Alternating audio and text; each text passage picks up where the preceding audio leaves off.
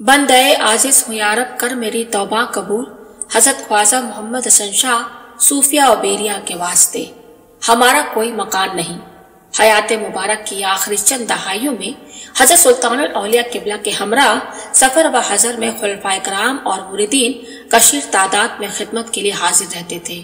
सफर के दौरान अगर किसी मोतकिद या मुरीद ने कितना ही बेशकीमती तोहफा हजरत किबला की खिदमत में पेश किया तो वो तोहफा या नजराना सामान की सूरत में हो या नकद की सूरत में उसको हजरत किबला सफर के दौरान ही किसी को मरहमत फरमा देते थे। कभी अपने पास कुछ नहीं रखा, घर ले जाना तो बहुत बड़ी बात है। कभी कभी ऐसा होता था कि तोहफा पेश करने वाले मुरीद या मोतकिद की यह ख्वाहिश होती थी कि हजरत किबला हजरतन पेश की हुई चीज को शर्फ़े कबूलियत अता फरमा कर खुद इस्तेमाल फरमा ले या हमारा ये नजराना हजरत किबला के दौलत करा तक पहुँचने की सआदत हासिल कर ले, लेकिन ऐसा कभी नहीं हो सका।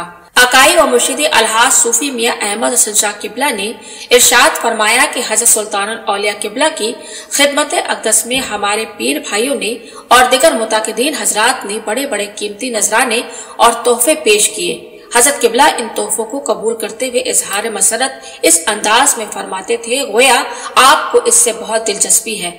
बास मर्तबा जुबान मुबारक से तारीफी कलिमात भी अदा फरमाते थे। हालांकि यह सब पेश करने वाले की दिलजोई होती थी, वरना हजरत किबला को कभी किसी सामान से दिलचस्पी ना हुई। आपका ध्यान तो सिर्फ उसी जाते पाक में लगा रहता था। एक सफर में हस्बे आदत हजरत किबला के हमराह बहुत से मुरीदीन थे और नूरा पीरा कव्वाल की पार्टी भी थी। एक जगह कयाम फरमाया, मेजबान मुरीद ने दिलोजान से हजरत किबला और दूसरे खुद्दाम की खिदमत का फरीजा अंजाम दिया। एक खास किस्म की मिठाई दस्तरखान पर पेश कर दी गई और आधी मिठाई डब्बा में रखकर मेजबान ने नूरा पीरा कव्वाल को दे दी और यह ताकीद कर दी कि जब आप हजरत किबला के साथ मुर्शिद नगर पहुंचो तो यह मिठाई का डब्बा हजरत किबला की खिदमत अक़दस में मेरी तरफ से पेश कर देना। कव्वाल साहब ने बहुत एहतियात के साथ छुपा कर वो डब्बा रख लिया। ट्रेन के जरिए सफर से वापसी हुई। ट्रेन ही में हजरत किबला ने तमाम लोगों के सामान से कता नजर सिर्फ नूरा पीरा कव्वाल से दरियाफ्त फरमाया, अरे यह किसका सामान है? कव्वाल ने अर्ज किया, हुजूर यह खादिम का है। फिर इरशाद फरमाया, अरे भाई इस सामान में क्या क्या है? कव्वाल साहब ने अर्ज किया कि फला फला चीज है और मिठाई के डब्बे का जिक्र नहीं किया। फिर आपने इरशाद फरमाया, और क्या क्या है? उसने फिर अपना जवाब दोहराया। फिर हजरत किबला ने इरशाद फरमाया, भाई और कुछ भी तो है। अब मजबूरन कव्वाल साहब को जाहिर करना पड़ा, हाँ हुजूर एक मिठाई का डब्बा भी है। आपने फरमाया, अरे भाई किसने दिया है? तब नूरा पीरा कव्वाल ने अर्ज किया कि हुजूर फला साहब ने हुजूर वाला की खिदमत में पेश करने के लिए दिया है और साथ ही यह ताकीद भी कर दी है कि हजरत किबला जब अपने मकान पर पहुंच जाए तो हमारी तरफ से पेश कर देना। हजरत किबला ने इरशाद फरमाया, बेटे अगर हमारा मकान होता तो तुम हमें कैसे मिलते? हमारा तो कोई मकान ही नहीं। इसके बाद आपने वो मिठाई ट्रेन के डब्बे ही में सबको तकसीम कर दी। यह एक बहुत ही मामूली सा वाक़या है, लेकिन इससे हजरत किबला के मिजाज और तबीयत की कैफियत का अंदाजा लगाया जा सकता है। इसी उन्वान से मुतालिक एक और वाक़या पेशे खिदमत है जिसको आकाई व मुर्शिदी ने इरशाद फरमाया। एक मर्तबा सख्त सर्दी के अयाम में मुर्शिद नगर खिदमत अक़दस में हाजिरी का शरफ हासिल हुआ। हमने देखा कि हजरत किबला एक पुराना लिहाफ ओढ़े हुए बैठे हैं। चारपाई पर जो गद्दा बिछा हुआ था वो भी बहुत मामूली था। यह देखकर हमें बहुत अफसोस हुआ कि इतने आली मर्तबत हमारे पीर मुर्शिद इस किस्म का लिहाफ और गद्दा इस्तेमाल करते हैं, जबकि एक दरमियानी तबका के शख्स का लिहाफ और गद्दा इससे कहीं ज्यादा कीमती, बेहतर और उम्दा होता है। हम बरेली शरीफ अपने मकान पर वापस आए और एक बहुत कीमती रेशम का लिहाफ और गद्दा तकिया के साथ तैयार करके हजरत किबला के खिदमत अक़दस में हाजिर हुए और निहायत आजिजी और अदब के साथ हजरत किबला की खिदमत अक़दस में पेश कर दी। हजरत किबला ने इसको देखकर निहायत पसंदीदगी का इजहार फरमाया और बहुत देर तक अपने दस्ते मुबारक लिहाफ पर फेरते रहे और साथ साथ इरशाद फरमाते रहे कि अरे ये तो बहुत अच्छा है, अरे ये तो बड़ी कीमत का है, और इसी तरह के तारीफी कलमात अदा फरमाते रहे। हम अपने दिल में खुश हो रहे थे कि हजरत किबला ने हमारी यह नजर कबूल फरमा ली। अब हजरत किबला इसको जरूर इस्तेमाल फरमाएंगे। हम मुंतजिर थे कि अब हजरत किबला इरशाद फरमाएंगे कि भाई हमारा पुराना लिहाफ और गद्दा बदल कर यह नया वाला लिहाफ और गद्दा हमारी चारपाई पर रख दो। बहुत देर तक हजरत किबला ने कुछ इरशाद न फरमाया। हजरत किबला के कमरे के एक कोने में लिहाफों और गद्दों का एक ढेर रखा रहता था और यह तमाम आने जाने वालों के इस्तेमाल में आता था। آپ نے ارشاد فرمایا ارے بھائی اس لحاف اور گدے کو اسی طرف رکھ دو۔ ہم نے حکم کی تعمیل کی اور دل میں یہ سوچتے رہے کہ شاید شام کو یا رات کو سوتے وقت ہمارے پیش کردہ لحاف اور گدا حضرت قبلہ استعمال کریں گے، اس لیے رات بھی گزر گئی اور لحاف تیوں کا تیوں رکھا رہا۔ پھر اگلے دن ہم کسی کام سے حضرت قبلہ کی خدمت سے الگ ہو گئے۔ شام کو آ کر دیکھا تو وہ لحاف اور گدا موجود نہیں تھا۔ ہم نے سمجھا کہ شاید رکھے ہوئے ڈھیر میں دب گیا ہوگا۔ نہایت خاموشی سے ہم نے سب لحاف اور گدے دیکھ ڈالے لیکن پتہ نہیں چلا۔ ہم نے اپنے ایک پیر بھائی سے دریافت کیا کہ بھائی صاحب کل اس ڈھیر پر ایک نیا اور ریشم کا لحاف اور گدا رکھا ہوا تھا، اس کا کیا ہوا؟ انہوں نے فرمایا آج دن میں کوئی خستہ حال آدمی حضرت قبلہ کی خدمت میں آیا تھا، حضرت قبلہ نے وہ ریشمی لحاف گدا اس کو عطا فرما دیا۔ اس کے بعد حضرت قبلہ نے اس کا کوئی ذکر ہی نہیں فرمایا۔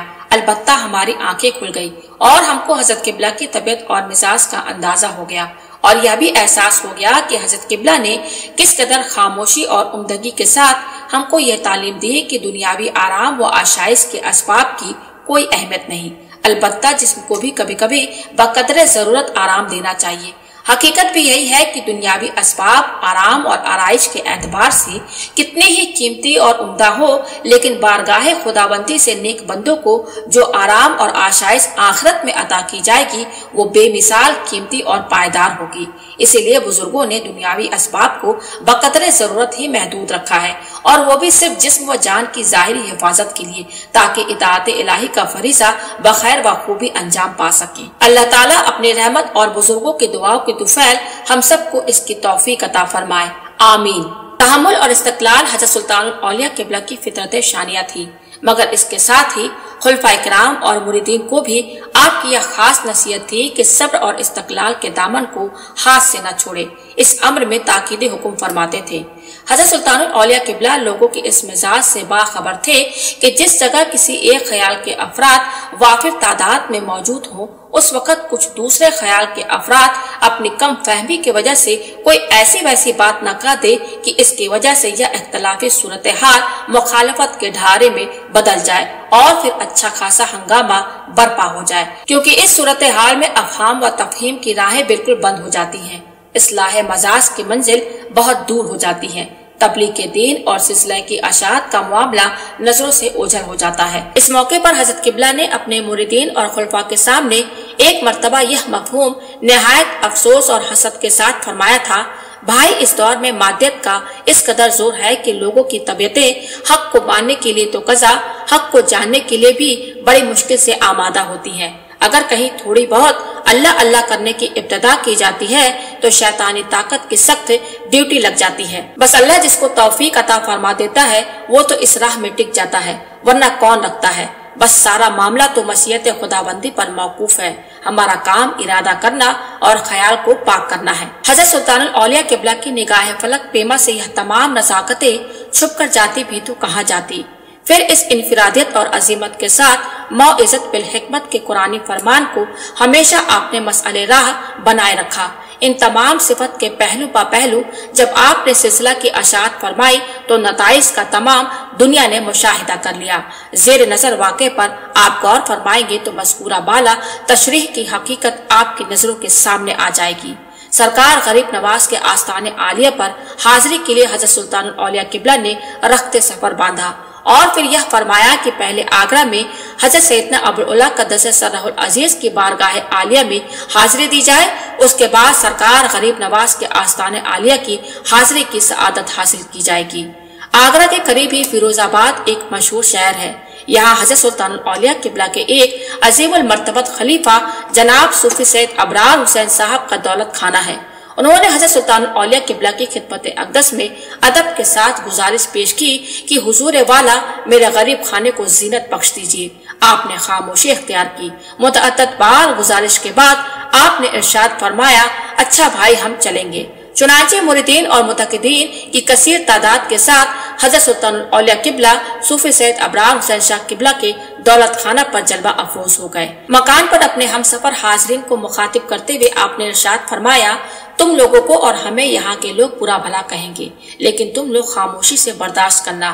आजकल तो लोग अपनी ही बुराई बर्दाश्त नहीं करते, तो फिर पीरो मुर्शिद की शान में कोई गुस्ताखी करे और मुरीद बर्दाश्त करे, यह बड़ी ही मुश्किल बात है। हजरत किबला का यह इरशाद ग्रामी हम लोगों ने सुन तो लिया, लेकिन किसी के समझ में यह बात नहीं आई कि हजरत किबला ऐसा क्यों फरमा रहे हैं। रात को जब महफिल समा शुरू हुई तो हम सफर मुरीदीन और मुताकिदीन के अलावा मकामी हजरात भी महफिल समा सुनने के लिए नहीं बल्कि देखने के लिए आए। महफिल समा में वालेहाना अंदाज में वस्त और हाल का मंजर जब उन्होंने देखा तो उन लोगों की समझ में कुछ नहीं आया और समझ में भी क्या खाक आता।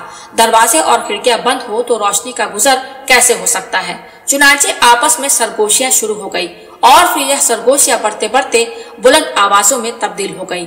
साफ सुनाई दे रहा था कि यह लोग हजरत किबला और वाबस्तगान सिलसिला पर नाशाइस्ता अल्फाज की बौछार कर रहे हैं। इख्तिताम महफिल तक वो लोग अपने काम में लगे रहे और हम लोग महफिल समा की कैफियत में मुनहमिक रहे। हजरत किबला तो बस एक खामोश तस्वीर बने हुए मस्तक पर जलवा अफरोज रहे।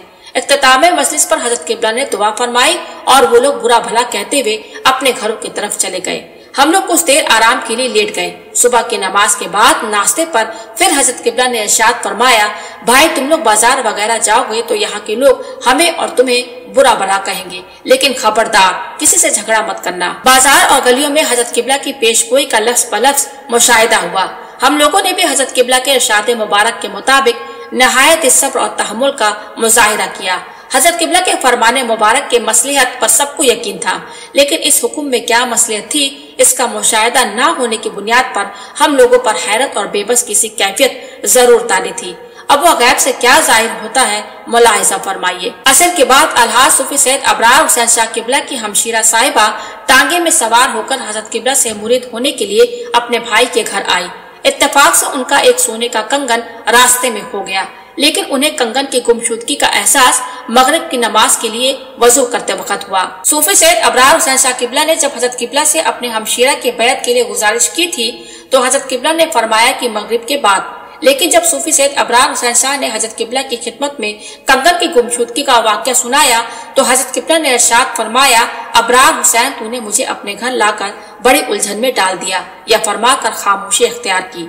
इसके बाद मगरिब की नमाज अदा की। 40 या 45 अफराद ने हजरत किबला के साथ नमाज में शिरकत की। मगरिब की नमाज पढ़कर हजरत किबला ने अपना सर मुबारक झुका लिया। ठीक 18 मिनट बाद वो टांगे वाला सूफी सैयद अबरार हुसैन शाह किबला के मकान पर आकर बुलंद आवाज में पुकार कर कहने लगा, आपके यहाँ जो साहिबा मेरे टांगे में आई थी उनका यह कंगन मेरे टांगे में गिर गया था, यह लीजिए और उनके सुपुर्द कर दीजिए। उन्होंने वो कंगन टांगे वाले से लिया और टांगे वाले को लेकर मकान की छत के ऊपर गए जहाँ हजरत किबला और उनके मुरीदीन और मुताकिदीन का कयाम था। उसने जब हजरत किबला को देखा तो देखता ही रह गया और अचानक चीख उठा और कहने लगा कि हाँ, यही बुजुर्ग जो बैठे हुए हैं मुझे कोड़े से मार रहे थे। बदन पर जो कोड़ा पड़ता तो ऐसा मालूम होता था जैसे कोड़े में आग भरी हो। एक एक कोड़ा नाकाबिले बर्दाश्त था, फिर भी मैंने बहुत ज्यादा जब्त किया, लेकिन जब बात बर्दाश्त से बाहर हो गई तो मैं परेशान हो गया और सोचने लगा कि यह क्या माजरा है। फिर मुझे ख्याल आया कहीं कंगन की वजह से तो यह मुसीबत नहीं नाजिल हुई। मैंने कंगन को हाथ में लिया तो कोड़े लगने का सिलसिला खत्म हो गया, तो मैं फौरन कंगन लेकर आपके पास आ गया। आप उन बुजुर्ग से मेरी गलती माफ करवा दी। चुनांचे टांगे वाले को हजरत किबला की खिदमत अक़दस में पेश किया गया। उसने हजरत किबला की कदमबोशी की और दस्तबस्ता माफी का ख्वास्तकार हुआ। हजरत किबला ने उसके सर पर दस्ते शफकत रखा और फरमाया, भाई आइंदा ऐसा मत करना। हजरत किबला की जाते गिरामी से मुतालिक इस वाक़े की खबर फिरोजाबाद में जंगल की आग की तरह चारों तरफ फैल गई। हस्बे मामूल दूसरी रात को हल्का जिक्र और उसके बाद महफिल समा मुनक्किद हुई। हम सब ने अपनी आंखों से देखा कि वही लोग जो कल रात और दिन के उजाले में अहले सिलसिला और हजरत किबला को बुरा भला कहते हुए जरा भी नहीं झिझक रहे थे, वो हल्का जिक्र में खूब झूम झूम कर अल्लाह अल्लाह कर रहे हैं। इसके बाद महफिल समा में इन लोगों ने निहायत ज़ौक़ और शौक के साथ हिस्सा लिया। महफिल समा के इख्तिताम पर हजरत किबला ने दुआ फरमाई। उसके बाद यह लोग दस्तबस्ता हजरत किबला की खिदमत में माफी के ख्वास्तकार हुए। यही नहीं बल्कि इसरार के साथ दामन आफत में पनाह की दरख्वास्त भी कर रहे थे। उस वक्त हजरत किबला के चेहरे मुबारक पर एक खास कैफियत का नुमाया तौर पर ज़हूर हो रहा था। आपने दस्तारे मुबारक को दराज कर दिया और लोगों की कसरत की वजह से एक एक मर्तबा में 20-20, 25-25 आदमियों को मुरीद किया। रात तक यह सिलसिला जारी रहा। پھر یہ تمام افراد ہم لوگوں سے بڑے خلوص اور محبت کے ساتھ گلے ملے۔ اب حضرت قبلہ کی فرمان مبارک کی مصلحت سمجھ میں آئی۔ قربان جائیے آپ کے اس انداز پر کہ آپ نے اس قدر مختصر عرصے میں دلوں کی کایا پلٹ دی اور کتنی آسانی کے ساتھ اسلامی اخوت قائم کر دی۔ یہ بھی ایک حقیقت ہے کہ علماء صالحین اور بزرگان دین وارثین انبیاء ہیں۔ انبیاء علیہ السلام کی صداقت، پاکیزگی اور محافظت کی سند بارگاہ خداوندی سے عطا کی جاتی ہے۔ اس کے باوجود توحید کی تبلیغ اور احکام خداوندی کی اشاعت میں ان مقدس ہستیوں کو کس قدر تکالیف اور دشواریاں پیش آئی ہیں، ان کی تفصیل اور تشریح قرآن مجید، احادیث پاک اور تاریخ میں مستند اور معتبر انداز میں موجود ہیں۔ اسی طرح وارثین انبیاء، علماء صالحین اور بزرگان دین جب اس راہ پر قدم رکھتے ہیں تو لازمی ہے ان کو بھی اس وادی پرخار سے گزرنا پڑا۔ حضرت سلطان الاولیاء قبلہ کو توفیق خداوندی سے جب یہ سعادت میسر ہوئی اور آپ نے اس منصب عظیم کی ذمہ داریوں کو پورا کرنے کا عزم کیا تو کامیابی نے بھی ہر منزل پر آپ کے قدم چومے۔ زندگی کے آخری سانس تک رشد و ہدایت کی تعلیم اور تربیت میں آپ کا انہماک رہا اور اس راہ کے دشواریوں کو کبھی خاطر میں نہ لائے۔